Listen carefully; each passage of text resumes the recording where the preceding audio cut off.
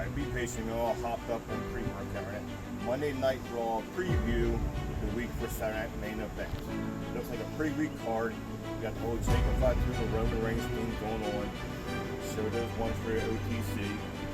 You got the AAA match with Americano this and Americano that. I don't even know what the hell's going on more. I just know they got a Masters match, cup match coming up.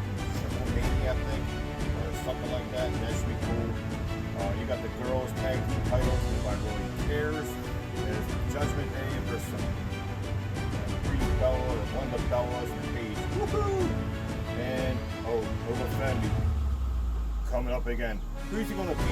I don't know what, the Miz or Painted House's midgets or something like that. Come on, we gotta do better with this shit. Alright, this is the recap. We're gonna recap tomorrow, show those ones. Hopefully something happens. God, we're good. Big ass.